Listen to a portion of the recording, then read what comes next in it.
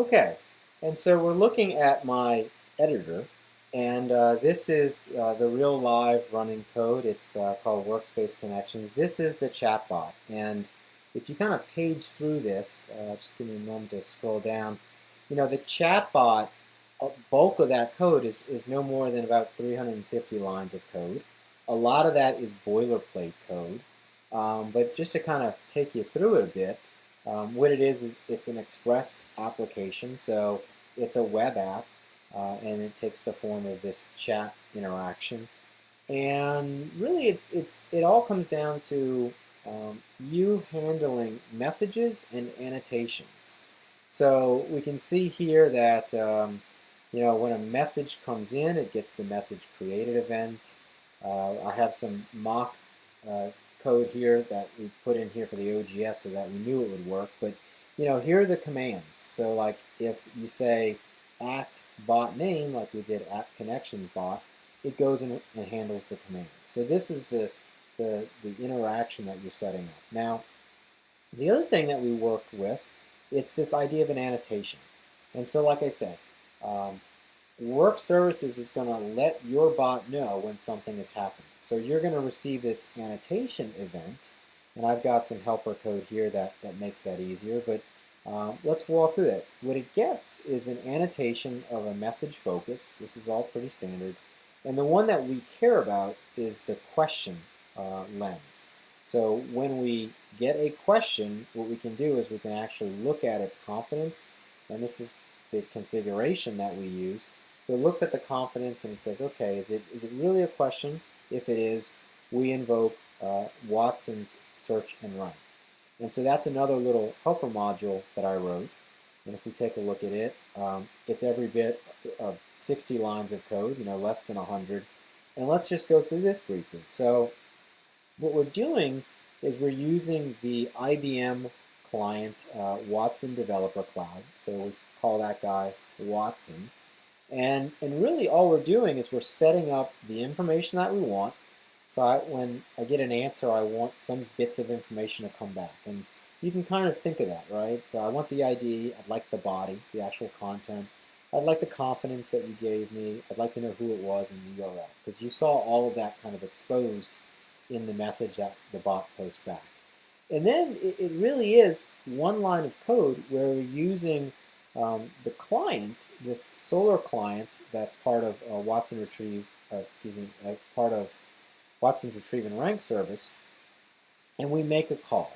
And what we get back are a series of documents, right? These are the answers. And I say, if the documents are more than one, we've got an answer. And that was, you saw kind of possible answer, suitable answer. That's me iterating over the actual answers, these documents. So I said, okay, did we get an answer? Is the answer confidence, greater than what we should have gotten? If so, let's go ahead and save that. And then what we do is at the very end, we use a callback to actually send back the answer.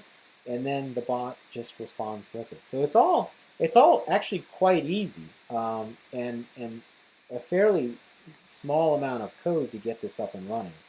Now that's the chatbot side of things.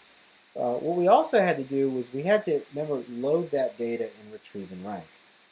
And so I have a couple of small applications that I've written that one, let's say, download the form, because we need a way for us to go in and get that data. So I'll try and be a little brief here, but I have my Connections client that I wrote, and it's going to go and log into Connections Cloud. It's going to go and download the forum. It's going to also download all the topics and replies and all the information that we need.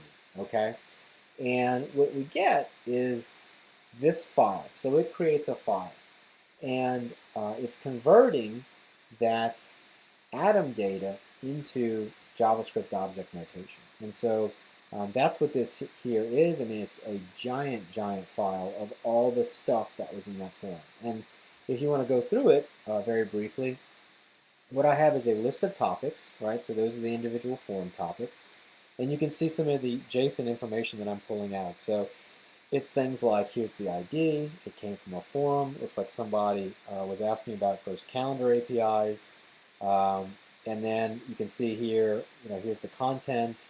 Are there any plans to offer? It's like calendar APIs. We have our URL back. And then it doesn't have any replies. So there's no replies there. And contrast that with one like this, where we do have replies coming back, and those replies are just the same JavaScript object notation data. So this is kind of like a dump file of our form, if you would. And it's in JavaScript object notation that we need to then do other cool things. So one of the other cool things is that we need to then upload that into retrieve and rank. And so what I do is I convert that forum into Solr content. So Solr is one of the backend repositories inside of retrieve and rank.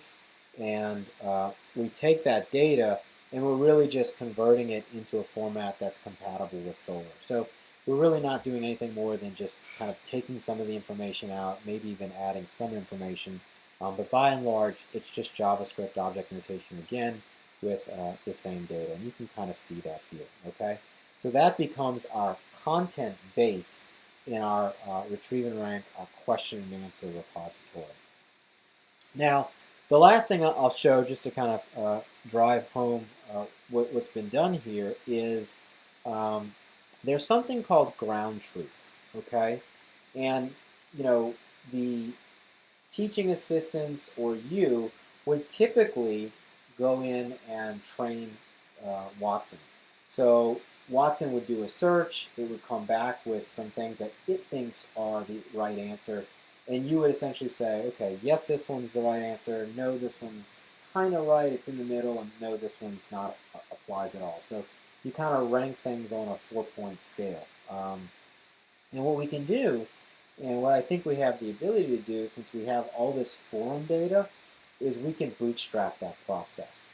So what we can do is export all of the questions that were asked, and usually those are the title of the forum post. And then for each document, it has an ID, and then we give it a weight. So 1 being the lowest. So this is related to the question that was asked, but not really the answer. Whereas one of these, let's find one that's got a 4. There's one.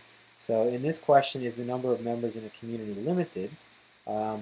We have a post that was done. Oh, I lost my. Where was I? Reading this is not easy. Here's a 4. So something about Vantage Cloud. Here's a document, and then here's the ranking of 4, which means that this is highly confident. This document with the identifier here is very confident that this is an answer. So how was that built? That was actually pretty easy as well. So if we look at my ground truth file, what we have is a lot of data that we've already downloaded. We've downloaded the forum, and what's interesting is that I have this little algorithm for a ranking. So it essentially says, well, if the forum reply was listed as an accepted answer, we mark that the highest. Okay, it comes back with a 4. If it's something that was recommended more than 2 times, or 2 times, we recommend it a little lower at a 3, but still high. If it has just 1 like or recommendation, we give it a 2. And then if it's just a reply, we give it a 1. So this little algorithm is what kind of creates this ground truth and creates the training set for Watson. And this is where you can kind of come up with your own creative process. So I've heard people say, well, could we do it on, I don't know, the type of person? Maybe an offering manager is more informed than kind of the average person.